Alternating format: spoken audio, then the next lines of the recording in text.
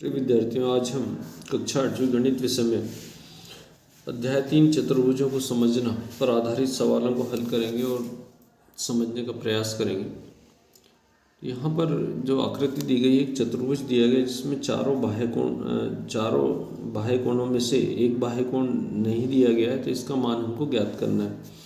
तो जैसा कि हम जानते हैं कि चतुर्भुज के चारों कोणों का योग 360 अंश होता है, तो इसलिए यहाँ पर ये जो चार कोण है, इसमें जो x का मान हम अगर ये जो दिए गए कोण है इनको 50 अंश धन 110 अंश धन 90 अंश और जो अज्ञात है उसको x मान लिया, तो बराबर 360, क्योंकि चतुर्भुज के चारों बाह्य कोणों का योग 360 अंश हो, चाहे त्रिभुज हो या चतुर्भुज हो, उनके बाह्य कोणों का योग 360 अंश के बराबर होता है। तो यहाँ अगर हम इसको जोड़ें तो 190 110 और 90 200 हो गया, 200 और 50 250, तो 250 धन x बराबर 360 अंश, तो x बराबर 360 ऋण 250, तो ये जब घटाएंगे तो x बराबर ये आ जाएगा 110 अंश।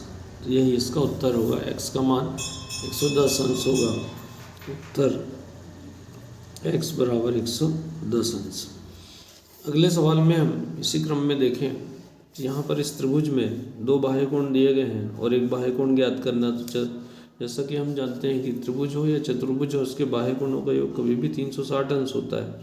तो 125 अंश धन 125 अंश धन x बराबर 360 अंश, 125 और 125 ये हो जाएगा 250 अंश धन x बराबर 360 अंश।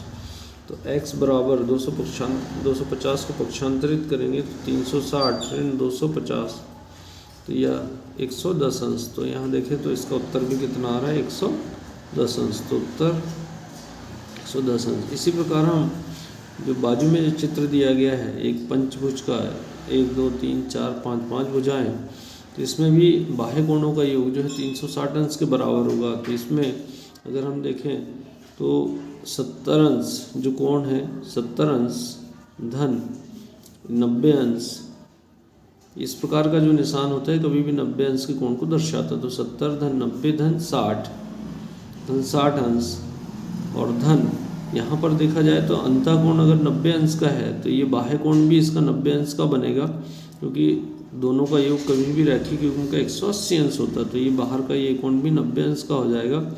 और धन x जो हमको ज्ञात करना, और सबका योग बराबर 360 अंश। तो इनको अगर हम जोड़ें तो यहाँ पर 90 और 90 180 अंश हो जाएगा। तो यहाँ अगर इसको जोड़ा जाए तो 9 और 6 15, 15 और 9 24, 24 और 7 31, तो ये 310 अंश हो गया। धन x बराबर 360 अंश, तो इसलिए x बराबर 360 ऋण 310, तो अगर इसको हम घटाएंगे तो ये 50 अंश आएगा। तो उत्तर इसका x का मान 50 अंश होगा। इस प्रकार हम प्रश्न क्रमांक 2 में देखें तो यहाँ एक त्रिभुज के बाह्य कोण एक 150 अंश का, 120 अंश का और एक x अंश का है। तो जैसा कि हम जानते हैं तीनों का योग 360 होगा, इसलिए 120 धन 150 धन 120 अंश धन x बराबर 360 अंश। तो यहाँ ये दोनों को अगर हम जोड़ेंगे तो ये हो गया 270 अंश धन x बराबर 360 अंश। तो इसमें हम पक्षांतरित करेंगे तो यहाँ पर x बराबर 360 अंश ऋण 270, तो यहाँ जब घटाएंगे, शून्य में से शून्य गया शून्य, 6 में से 7 नहीं घटेगा तो 16 में से 7 गया तो 9, तो यहाँ पर 90 अंश इसका उत्तर हो जाएगा कि x का मान कितना हो जाएगा, तो ये 90 अंश का होगा। इसी प्रकार हम दूसरे के बा में देखें तो यहाँ पर भी जो चारों बाह्य कोणों का योग 360 अंश होगा, इसलिए 120 अंश धन 80 अंश धन x धन 100 बराबर 360 अंश। तो यहाँ अगर देखें तो 120 और 80 200 हो गया, 200 और 100 300, तो 300 अंश धन x बराबर 360 अंश। तो इसलिए x बराबर 360 ऋण 300, तो x बराबर 60 अंश। तो यहाँ जो मान है ज्ञात x का, x बराबर हो जाएगा 60 अंश, यही इसका मान होगा। इसी प्रकार हम अगले सवाल में देखें, सवाल क्रमांक 3। तो सवाल क्रमांक 3 में जो दिया गया है कि एक समबाहुभुज की भुजाओं की संख्या ज्ञात कीजिए जिसका प्रत्येक बाह्यकोण 60 अंश का है। तो यहाँ पर भुजाओं की संख्या, एक नियम होता है कि भुजाओं की संख्या गुणित दिया गया जो कोण है, कोण बराबर 360 अंश होता है।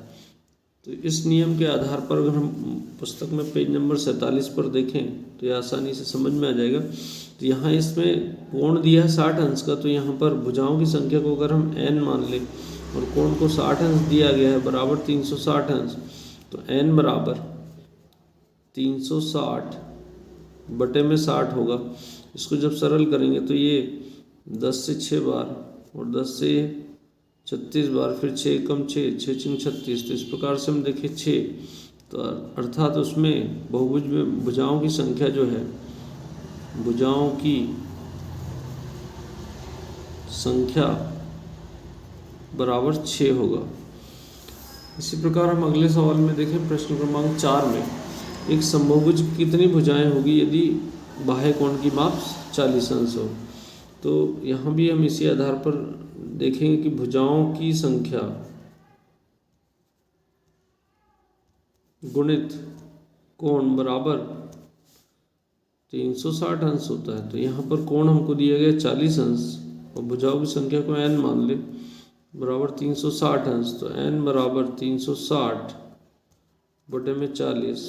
तो यहाँ अगर हम काटें तो ये 4 9 36, तो 9 आ जाएगा। तो उत्तर हो जाएगा कि ऐसे बहुभुज में भुजाओं की संख्या बराबर 9 होगी। सवाल क्रमांक 5 में हम देखें, यहाँ एक ABCD चतुर्भुज दिया गया है जिसमें एक कोण 50 अंश का, तो शेष 3 कोणों के माप ज्ञात कीजिए। अब यहाँ समांतर चतुर्भुज है, तो समांतर चतुर्भुज के सम्मुख कोणों का योग कभी भी समान होता है। तो समांतर चतुर्भुज कोण A बराबर कोण C, कारण हो जाएगा कि समांतर चतुर्भुज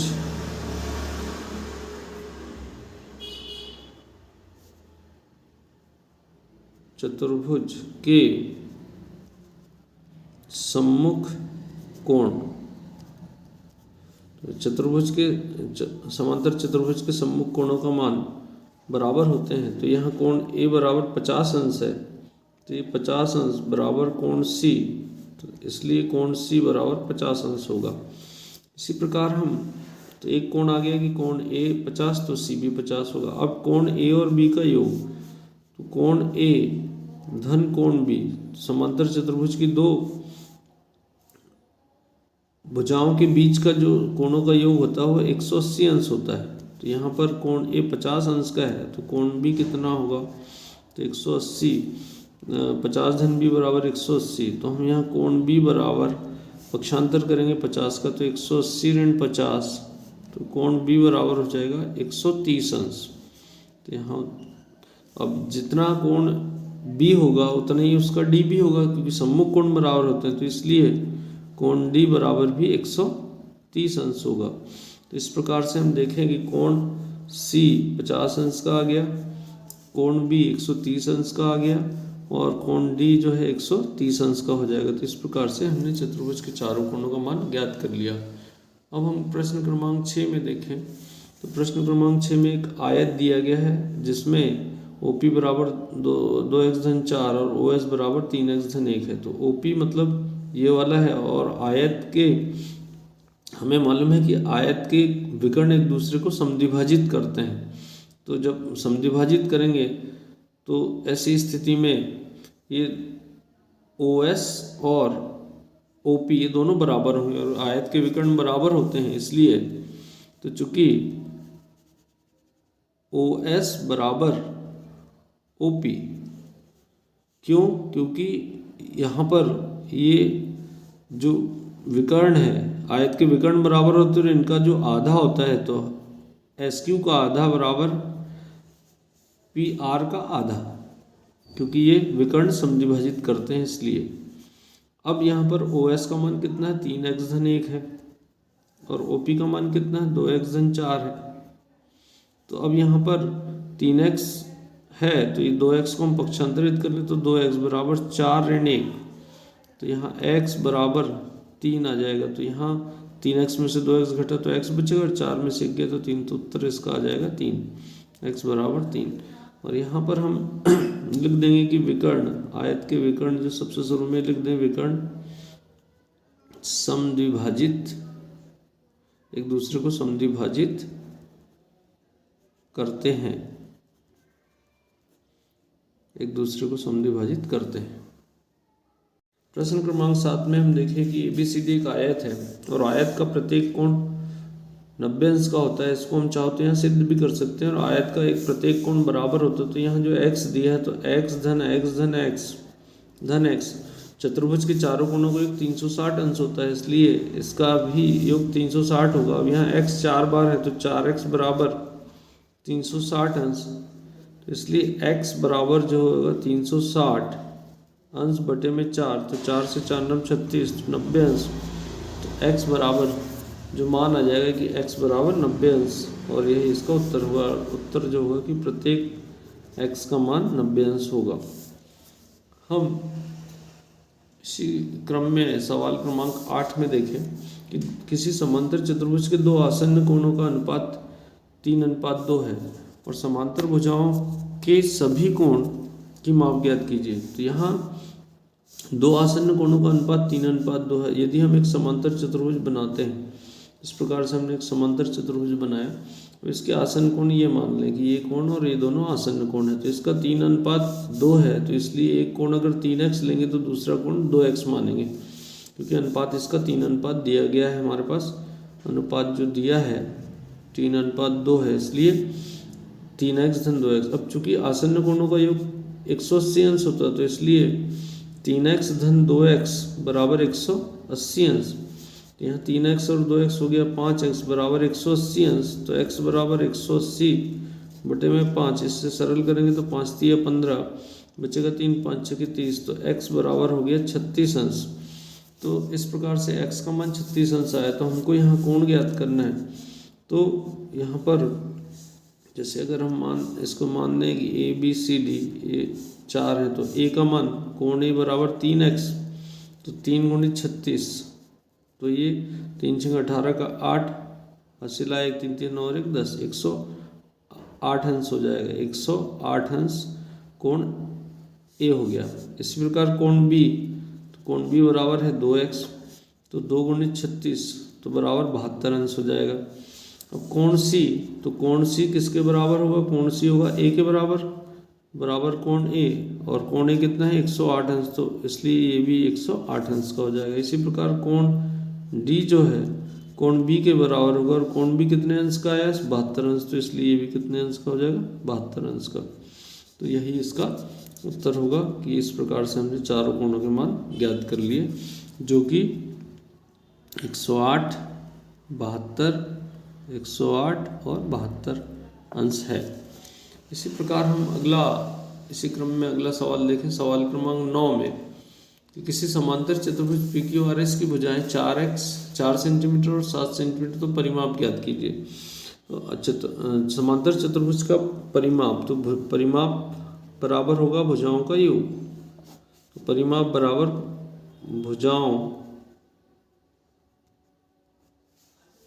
की लंबाई का योग। यहाँ पर सभी भुजाओं की लंबाई का योग, ये हम सामान्य कह सकते हैं कि सभी भुजाएं की लंबाई का योग। तो यहाँ इसका परिमाप हम देखें कि 7, तो सामने वाली भुजा भी 7 होगी, ये भी सम्मुख भुजाएं बराबर होती है, ये 4 है तो ये भी 4 सेंटीमीटर होगी। तो इस प्रकार से चतुर्भुज PQRS का परिमाप बराबर, तो यहाँ 7 सेंटीमीटर धन 4 सेंटीमीटर धन 7 सेंटीमीटर धन 4 सेंटीमीटर। तो इस प्रकार से हम अगर जोड़ें तो 7 और 4 11 और 7 18 और 4 22, तो ये हो जाएगा 22 सेंटीमीटर। तो इसका जो परिमाप होगा तो उत्तर हो जाएगा कि इस चतुर्भुज का परिमाप बराबर 22 सेंटीमीटर है। प्रश्न क्रमांक 10 में हम देखें, प्रश्न क्रमांक 10 में यहाँ पर इसमें एक आकृति, एक समांतर चतुर्भुज दिया गया है, x और y का मान ज्ञात करना है। तो समांतर चतुर्भुज की जो सम्मुख भुजाएं होती है, समांतर चतुर्भुज की सम्मुख भुजाएं बराबर लंबाई की होती है, जो कि पेज नंबर 52-53 पे हम देखें तो आसानी से इस चीज़ को समझ सकते हैं। तो इसलिए जब समांतर सम्मुख भुजाओं की लंबाई समान होती है तो इसलिए यहाँ ए बी बराबर जो भुजा है सी डी के बराबर होगा, और ए बी का मान है 5y धन 1 और सी डी बराबर 26 लिखा है। तो यहाँ पर इसलिए 5y बराबर 26 ऋण 1, तो यहाँ इसको 5y बराबर 26 में से 1 घटेगा तो 25 बचेगा, तो y बराबर हो जाएगा 25/5, तो 5 एकम 5 पचम 25, तो y बराबर 5 आ जाएगा। तो इसका उत्तर हो जाएगा y बराबर 5, तो एक मान हो गया y का 5। इसी प्रकार चूंकि BC बराबर AD, BC का मान कितना है 15 और AD का मान कितना है 5x, तो x के साथ जो संख्या है उसका पक्षांतर करेंगे तो गुणा का भाग, तो 15/5 बराबर x, तो यहाँ 5 एकम 5 5 3 15, तो इसलिए x बराबर 3। तो हम देखें कि उत्तर जो होगा x का मान होगा 3 और y का मान है 5। इस प्रकार हम जो सवाल उनका बार बार अभ्यास करें और ज़्यादा से ज़्यादा शेयर करें।